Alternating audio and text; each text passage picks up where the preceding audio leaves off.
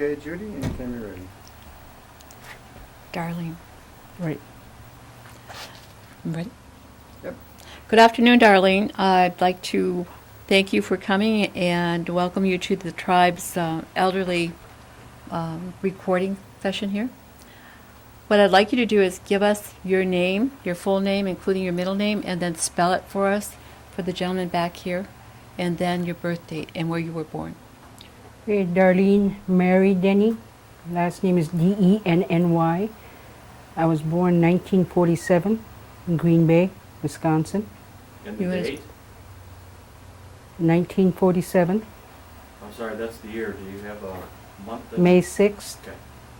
You want to spell out Darlene and May because people spell differently. Darlene. May, May. Okay. And you were born where? In Green Bay, In Green Bay. Wisconsin. Okay. Could you tell us who your parents were? And then we'll get into your grandparents later. Okay, my parents were Howard Denny and Luella. Maiden name was Dockstader. Okay. And do you know remember your grandparents on your mom's side? Vaguely, I remember my grandmother, Elizabeth. She was called Eliza. Her maiden name was a Jordan. How about your grandpa? I have no memory of him at all. Okay. And so that's as far back, do you great-grandparents at all? No, I don't remember them. Okay. It's as far How as about I on can your go. dad's side? My dad's side, my grandparents were Comey Denny, Rena, and that's as far as I can go back with his side. Okay. How many sisters and brothers do you have? And then could you give us their names? I come from a family of 4. There's 3 of us left. I have a brother, Martin Dockstader, deceased. I had a sister, Roberta Denny. She's also deceased. And then I have a twin sister, Arlene, and Georgia Hill. So there's 3 of us left. Okay. Let's go to your mom, your parents, and your grandparents. Did they speak Oneida? My dad spoke Oneida, but not fluently. My mother knew very little. How about Oneida. Melissa? Melissa, I'm not even aware. She might have known enough to get her by. And how about Melissa's mom, My grandmother, your grandma? she spoke. She spoke Oneida. Okay. quite Do you well. know if any of your parents or your grandparents went to the boarding schools? I had an aunt that went to boarding school, Mary Johnson, who lived in Minnesota, and she went to a boarding school to become a nurse. Okay. You don't know if your mom and dad or your grandparents did? My father never completed grade school, Okay. and to my knowledge, my mother never finished grade school either. Okay. And you were raised right here on the reservation? Yes, I was. Okay. What was it like when you were growing up? What did you do for fun? And I was myself very active in sports. I kept myself busy playing football with the boys, baseball. Back in there, I wasn't allowed to really go out of the reservation to go into Green Bay to do anything. We had no transportation, so we made games up at home. We visited our friends. We would go sliding in the winter. If we didn't have sleds, we would use cardboard. We would go ice skating down in Duck Creek, build bonfires, pop popcorn, and skate till the wee hours of the morning. and you lived right up in what we call close to Central Oneida? Yes. Yes. And do you remember some of the names that were given to some of the local areas here, the funny names? I call them funny names. If you're talking about like street names, Yeah. there was Salt Pork Avenue. How it got its name, I don't know. Okay. Where I had lived, right along Duck Creek, was known as Stagger Lane, and it got its name by people coming home staggering. So we kind of put that name on that. I never did find out who owned those houses along there. It used to be August Firm at one time, and then from there it went to Clayton Elm. Okay, I didn't know that. Yeah. Who were, your family was I think were affiliated with different churches around this area? We're Catholic. Okay. Did you go to the mission school at all? I've never went to the mission school, no. Okay. Where did you go to grade school? Highview. Highview is where I went to grade school. I started out in Illinois school, and that was grades 1 to 8 under one roof at one time. And then from there, I went to Highview, which was, I believe it was the 5th grade, and I graduated 8th grade from there. That seems strange because I know a lot of the kids in that area went down to the mission school. Hmm. Okay. Now, did all of your sisters and brothers go to those schools as well? Yes, yes. Okay. What was it like for your mom and dad? Where did they work, and did they have a garden? My father worked in construction. My mother was basically would clean houses. I remember she would have so many homes in Green Bay, catch the bus, Yeah. go to Green Bay and clean so many homes, then come home and make supper for my dad when he got back from work. In the summertime, she would either pick beans, take us kids along. We would go to the cherry orchard, pick cherries, apple orchard, pick apples, and she always took us along, and that's how we earned our money. Our spending money is what we called it. Yeah. Do you remember the fairs? Yes.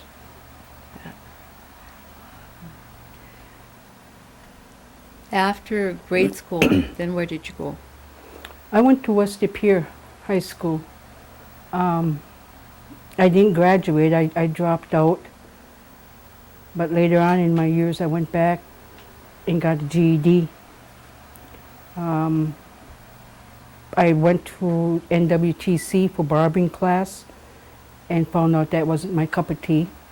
So I dropped out of there and been working various jobs in the Green Bay area. I started working when I was 17, worked at Larson's Canning. That was the place to go then. And I worked there for 12 seasons on the 11 to 7 shift. Worked in a paper mill for maybe 2 months, but I had to quit from there because I didn't have a vehicle at the time and couldn't get back and forth to work. So then after all that, I ended up at the bingo hall when it first started out at the Civic. And from there, when they moved over to where they are now, I moved with them. So I've been there at the bingo hall for approximately about, I'd say 20 years. Okay. I was going to ask you something about when you were a kid now, and I forgot. I know what it was. When you went to school, did you notice that if there was any kind of discrimination against the Native kids? I didn't notice any, or I should say there wasn't any during my grade school years. Not until I went to high school. And then there was discrimination then. Remarks were made to us behind our backs. Or, in my case, I would be sitting in the classroom and a couple of the guys would be making remarks about squaws. Son, don't go near the Indians. Things like that. But I kept that to myself. I didn't really tell anyone about it. Not because I was afraid, but I think it's because I found that it hurt me more than anything to think that people were like that. Were there a lot of Oneida kids that went to school there? Yeah, There was. Most of them went to West De Pere. And then what was the church that your parents were affiliated with? St. Joseph. St. Joseph? My mother was Catholic. My father was Episcopalian. But when he married my mother, he joined the Catholic Church.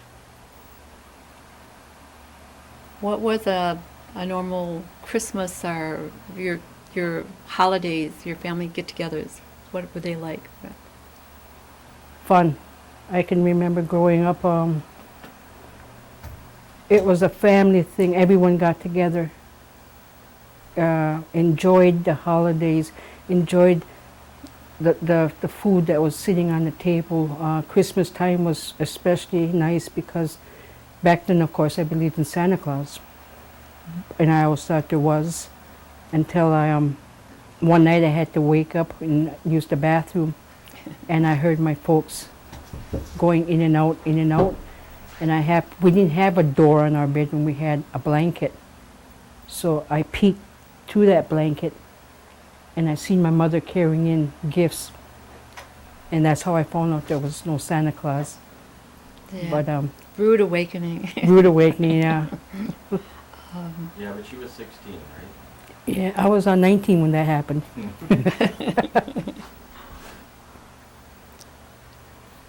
Did you celebrate Hoyan? Oh yeah, oh yeah. Every year What was your route? we would start out from where we lived then, was on Stagger Lane. We'd go up the hill on 54. Salt Pork Avenue was one of the places that we made sure we went, and then around little houses that were out of the area from Salt Pork, and then back home. But we had to bundle up because it was cold. What was the normal? What would they normally give you? Donuts. Donuts was the main thing that we got. In some places they gave us loose change, candy, but the majority of it was homemade donuts.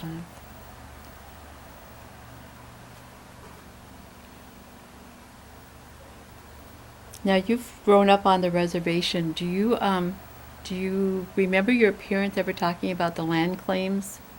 No, if they did talk about that, I was never around. I can vaguely remember my grandmother talking about getting 52 cents a check. But at that time I was so young, I didn't know what they were talking about. But that was a big thing back then. Do you participate in any of the tribal, like the elections or GTC meetings? I go to some of the GTC meetings. I don't participate in them really. I'm not into politics. But, like I said, I attend some of the meetings, but not all of them. Okay. Do you go to the elections at all? Yes. Good. Alrighty. As you've grown up on the reservation, there have been a lot of changes. What do you see in terms of good and bad? Job opportunities. I see a lot of changes in that. There's the tribe is out there to help us, to help their own people, as far as putting meat on the table. Back when I was growing up, we had to, like I said, go off the reservation to find employment, and sometimes it wasn't always that easy to work in different areas with prejudice. I see some of the bad things that I see or hear about is our young people nowadays with the drug and alcohol problems that are going on out there. When I was growing up, there was no such thing as drugs. We went out and we had a good time. We had dances to go to at Schuyler's Hall. They had a live band down there on weekends, and that's where we all go and have our fun, socialize with one another. Nowadays, the kids really don't have no place to go, and that's when they get themselves in trouble. Yeah, what about some of the other services that the tribe provides? You utilize like the health center, the fitness center? I used the health center because I found out not too long ago that I was diabetic, so I go down there for my meds. I use the optical for glasses, the dentist. This is all things that we never had when I was growing up as a child. We went a lot of times without, and now we have all these facilities out here.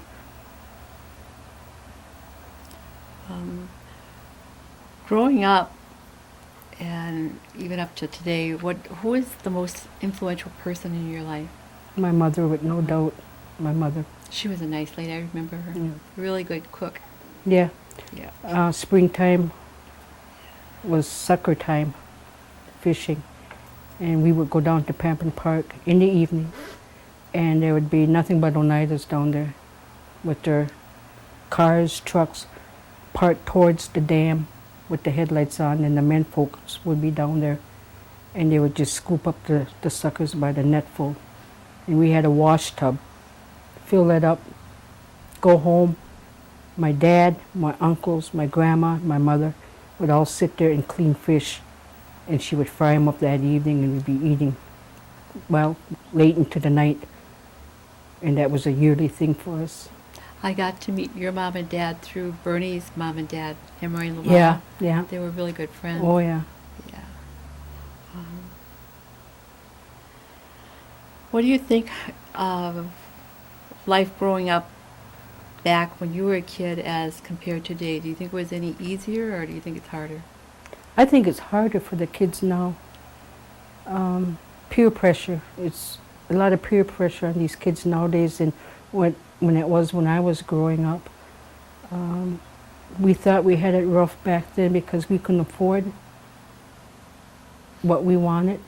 But I sit back and I think, those were the best days of my life, was growing up back then. I think the values have changed. Yes, definitely.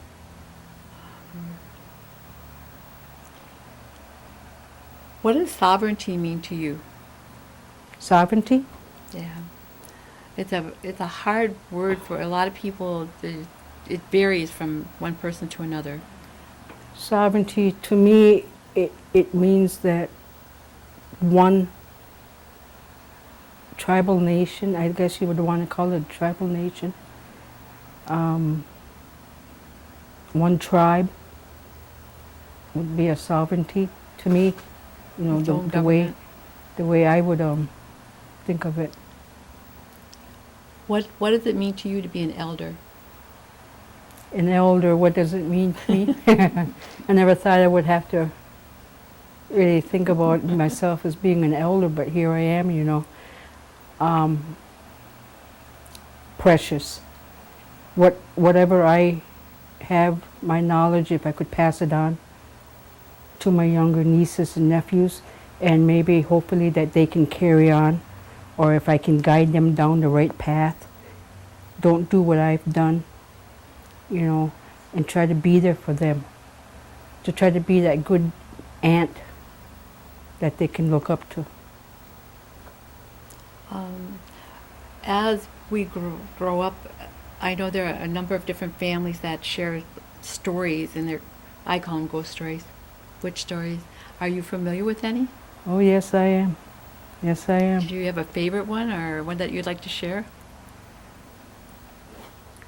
I had to be about 7, 8 years old. My grandmother was living with us at the time, and it was a hot summer night. And we used to make a smudge pot out of 5-gallon pails. Well, we had this smudge pot going on, and our neighbor lady, her name was Mary Hill, but we called her Mary Bum. I don't know if you remember her. Oh, yeah, I do. And she was quite a storyteller, too. Oh, yeah, she was. And they used to tell us stories about Schuyler's dance hall, about a tall, handsome, dark man that would walk in with a trench coat, and every woman would look at him because he was so good looking. And you look down at his feet and he had hoofs. Yeah. And that would scare the living bleep out of me, because at that time I believed in all that stuff. They would talk about this one story after another where I would go to bed and I could imagine eyes looking in the window and I would scare myself. But they would be telling stories left and right. Yeah. Do you, Melissa, your mom or grandma did any of the traditional medicines or had any kind of Indian medicine? My grandmother, again, if any one of us kids had a sore or a cut, she would go out in a field or in the woods and get weeds, what I thought then were weeds, but it was actually medicine. And she would boil it or whatever she had to do and then put it on an open cut and put a white cloth on us to take the infection out. I can remember that. Remember that? Did she use number 6 at all? Yes, yes, I remember number 6. Okay. What, when you think about this video being watched by your nieces and nephews at some point down the road, what kind of a message would you like to leave to them or anybody that's going to watch your video later on? I would like to leave a message to them is to be strong. Reach out. If you have a goal, a dream, reach out and go for it. Make something of yourself. The education is there. You have a chance to get college degrees. When I was young, we didn't have that. There's so many things that they have now that when I was growing up, we didn't. And like I say, you want to be a football player, baseball player, you want to be a nurse, whatever, then go for your dream.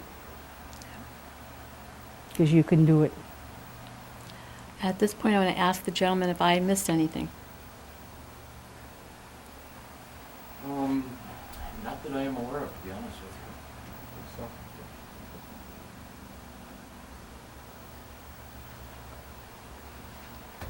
You want to look through the list real quick, or you pretty much hit everything, didn't you? Yeah, I think so. I'd like to thank you, Could Darlene, ask her for... what she thinks of the gaming facilities and. Okay. You mean the casinos and all that? Yeah. The per capita and the gaming? Yeah. Okay. Which one do you want first? What are your thoughts on it? You've provided a lot of... Yeah, the gaming itself is a opportunity for our people to have jobs. The wages are good. Like I said, I myself work for the tribe for about 20 years now, and they got the 401 plan in there. Various different positions that you could, that you would want, shifts. But yeah, that's what the gaming is there for, is for our people, to give them employment. What's your opinion on the per capita? The per capita, God, I hope I live long enough to collect the big one. But that's my biggest dream right now. But the per cap, I really have nothing negative to say about it, other than, again, it's the tribe handing us this money here to help people out and not to misuse it.